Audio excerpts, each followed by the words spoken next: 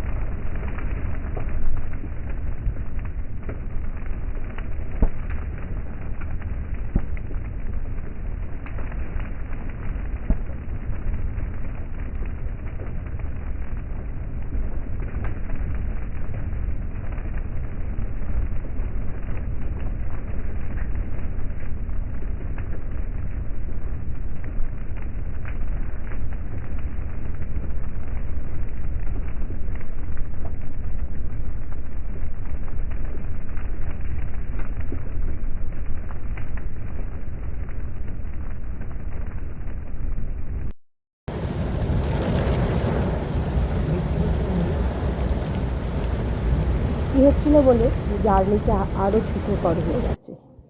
রিল্যাক্সে খুব তাড়াতাড়ি পৌঁছে যেতে পেরেছি, কারণ আজ থেকে 15ই আগস্ট, সেই জন্য রাস্তাঘাটও খুব ফাঁকা। মাঝখানে একবার অবশ্য আমরা আরামবাগে দাঁড়িয়েছিলাম, ড্রাইভার দাদা একটু লাঞ্চ করে নিল, আর আমি তো বাড়ি থেকে লাঞ্চ বানিয়ে নিয়ে এসেছি।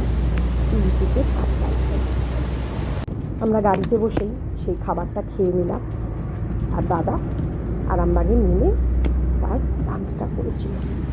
তারপর আবার রওনা দিলাম।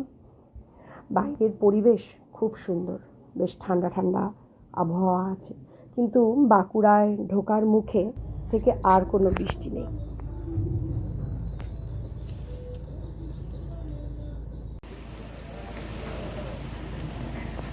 আজকে তিরঙ্গা আইসক্রিমও খাওয়া হলো, ছেলে মেয়ে বায়না করেছিল তার জন্য। দূর থেকে গাছগুলোকে কি সুন্দর লাগছে, তাই না?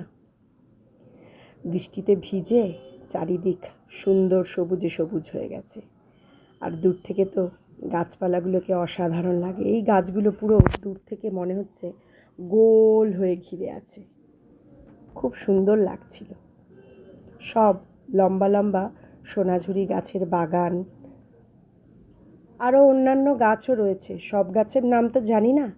এরপরে আমরা রাস্তা পার হয়ে চলে গেলাম জয়পুরের জঙ্গলে, মানে জয়পুরের জঙ্গলে ঢুকলাম।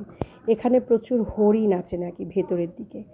কোনো একটা বোর্ডে আবার দেখলাম লেখা রয়েছে হাতি এখান থেকে পারাবার হয়, মানে পার্টিকুলার ওই জায়গাটা থেকেই আর কি হাতিদের যাতায়াত হয়, তাই ওখানে বোর্ডটা দেওয়া রয়েছে। রাস্তাটা অসাধারণ লাগছিল। ছেলেকে বললাম, দাদাই একটু দাঁড়াই, দাঁড়িয়ে একটু ছবি তুলে নিই।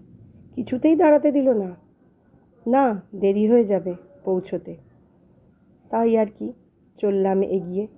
এই নদীটা প্রায় শুকিয়ে গেছে, কোনো কোনো জায়গায় বর্ষার জল জমে অল্প অল্প জল রয়েছে। এই যে বাঁকুড়ায় ঢুকে পড়েছি, মানে বোনের বাড়ির কাছাকাছি। তাহলে আর কি, এবার ঘরে ঢোকা যাক। তাই তো, বাজার পের হলেই বোনের বাড়ি, মানে বোনের ফ্ল্যাট। বোন এখানেও ফ্ল্যাটেই থাকে বোনের বরের চাকরি সূত্রের জন্য। এক জায়গায় বাড়ি, এক জায়গায় ফ্ল্যাট, আবার আরেক জায়গায় ফ্ল্যাটে এসেও থাকতে হয়। কী আর করা, চাকরির জন্য কোথায় কোথায় যে মানুষকে ঘুরতে হয় তার কোনো ঠিক থাকে না, তাই না? কষ্ট হয় শুধুমাত্র বাচ্চাদের স্কুলের পড়াশুনোর জন্য। এই যে চলে এসেছি, এবার রুমে গিয়ে একটু বিশ্রাম তো নিতেই হবে। চলুন তাহলে যাওয়া যাক। এই যে রোল বানাবো, পেঁয়াজ দিয়ে নিয়েছি, এবার শসা দেব,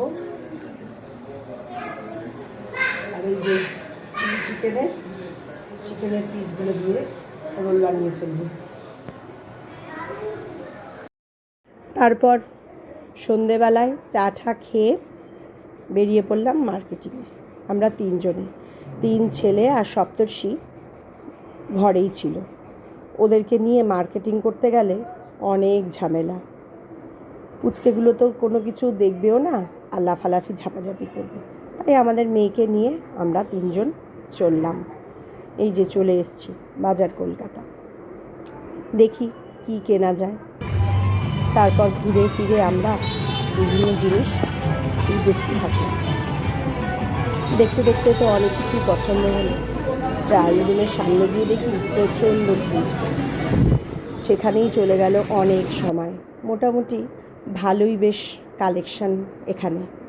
কোনটা ছেড়ে কোনটা নেব সেটা ডিসাইডই করতে পারছিলাম না। যাই হোক, অনেক দেখে ঠেকে সবাই মিলে কিছু না কিছু নিয়ে নিলাম। আমি, বোন আর মেয়ে। আমার ছেলের জন্য কিছু মার্কেটিং করা হলো।